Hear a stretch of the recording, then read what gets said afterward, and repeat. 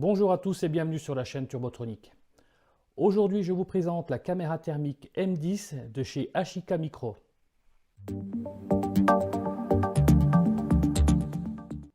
Je vous présente déjà cette caméra M10. Pourquoi? Parce que c'est une caméra qui a moins de 1000 € hors taxe, qui est livrée avec deux batteries et qui a aussi, par exemple, un petit laser, qui a la possibilité aussi de créer des vidéos. On verra ça plus tard.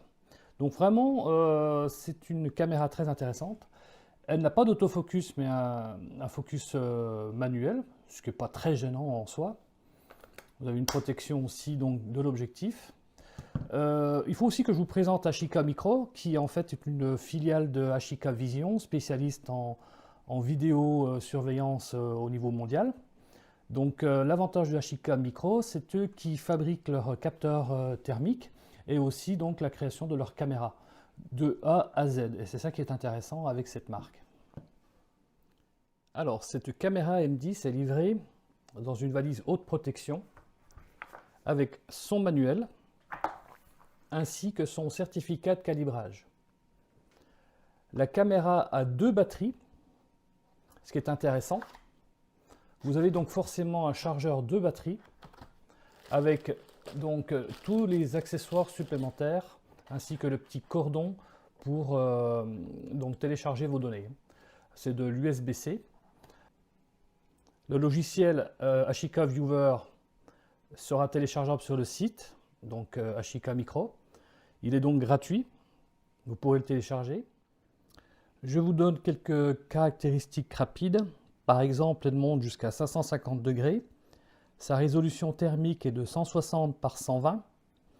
L'écran est tactile et il est de 3,5 pouces. Vous avez aussi une caméra optique de 8 mégaoctets. Vous avez 5 heures d'autonomie avec une batterie, donc ce qui fait 10 avec les deux batteries. Vous avez aussi une carte SD ici qui est livrée avec et qui permet de faire jusqu'à 30 000 photos, donc ce qui est largement suffisant. Je vous laisserai un lien dans la description de cette vidéo pour pouvoir télécharger la fiche complète de cette caméra M10. Cette caméra est facile à utiliser. Voici le bouton marche-arrêt, celui pour enclencher le laser, ici le retour en arrière et un bouton qui va servir à réactualiser le capteur infrarouge. Le pavé directionnel est très facile à utiliser avec le pouce et la validation est au centre. Vous pouvez aussi utiliser l'écran tactile pour accéder au menu ou en appuyant sur OK du pavé directionnel pour l'accès à tous les réglages. Je ne vais pas vous faire tous les réglages quand on retrouve les classiques d'une caméra thermique. Ici, la gestion des fichiers. Ici, la possibilité d'image thermique ou la fusion d'images thermiques. L'image dans l'image et la fonction réelle. Vous avez aussi la possibilité de travailler sur du point chaud, du point froid, du point central et du point personnalisé.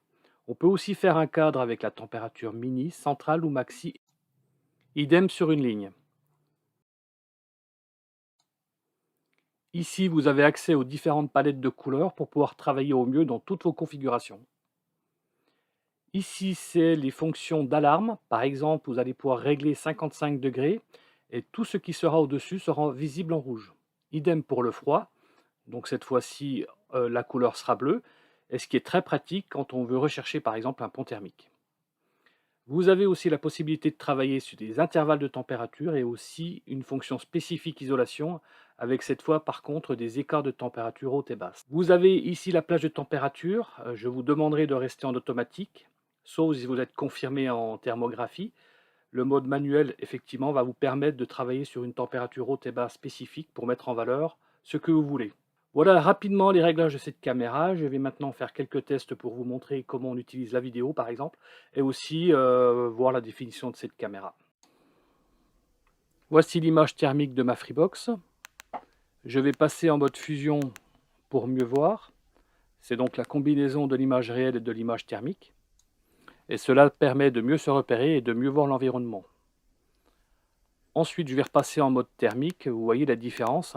Effectivement, vous voyez mieux tout à l'heure en mode fusion. Ensuite, je vais vous montrer maintenant le mode Pictures in Pictures.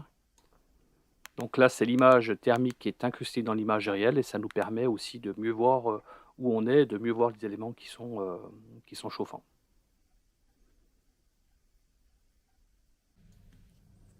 Un deuxième exemple, ici on ne voit rien car il n'y a pas de chauffe, c'est un tableau électrique. Je passe donc en mode fusion et là on voit vraiment bien les disjoncteurs. J'en profite pour vous montrer comment faire une vidéo. Il suffit de rester appuyé sur la gâchette, la caméra indique ensuite qu'elle est en vidéo. Et grâce au logiciel, vous pourrez donc l'extraire sans problème.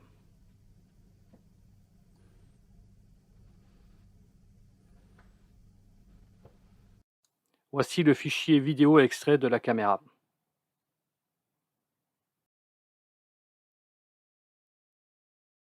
Pour éditer vos rapports, vous pouvez télécharger le logiciel Ashika Micro Analyzer sur le site ou en cliquant dans le lien dans la description.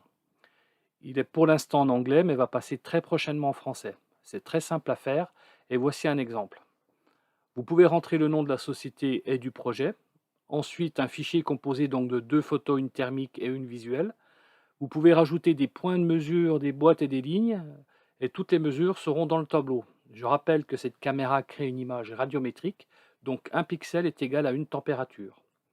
Il est aussi possible de rajouter des commentaires. Une fois terminé, le logiciel vous permettra de créer un PDF, et ainsi de l'envoyer à votre client. Je vous remercie de votre attention et vous dis à bientôt pour une prochaine vidéo. Pensez à vous abonner.